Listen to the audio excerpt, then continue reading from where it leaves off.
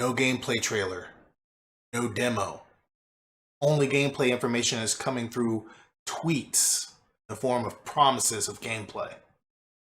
Given that information, doesn't it beg the question, do you really think that once people get a hold of this game, it's going to be the 2K that everybody's been hoping and wishing for? Red flags going off? Well, they should be. It's Mr. Hurst, and this is Sim Sports Gaming Network.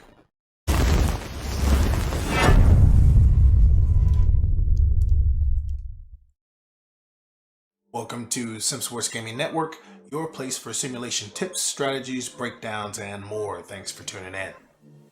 So we want to keep things simple by giving you the what it is, what it means, and how it's going to affect your bottom line. So if you're new to the channel, please subscribe, tap that like button, hit that notification bell so you'll know when new content drops. So without further ado, let's get into it. There's just so much going on with gameplay. Forgive the youthful expression, but this has smelled like cap from the beginning from 2K. I have seen video after video of content creators out there giving us information as it becomes available from 2K. So I had just put out a video that kind of, explained how I was really digging the fact that people were talking about, I'm not going to pre-order the game. I'm going to see what happens first because of the disappointment, what was going on with this game, and the trend over the last few years of what's been going on with 2K. And so when I get back on, man, I see like the whole vibe has changed. I'm seeing conversations about what's the best build gonna be. I'm seeing conversations about defense and archetypes, and then conversations about the ratings and arguing about that when that was released. And worst of all, we got people talking about, man, I hope the game is, they deliver on their promises and it's everything that, we wish it's going to be. Now, what are we thinking here? Have we forgotten? A lot of times in the past, sometimes you'd make the right play or do the right thing, but you weren't always rewarded for it. It's like people are flies stuck in 2K's web of consumer deception with a seriously unhealthy, chronic case of FOMO. We're basically being asked to trust that they have done what they said they're going to do without us seeing anything. They're so much fun to play with. Now, don't get me wrong. I'm not passing judgment on anybody who's already pre-ordered the game and you're not a content creator. People do what they want to do with their own money, but just consider this with me for a second. 2K has already found a way to excuse themselves from having a completed game at launch.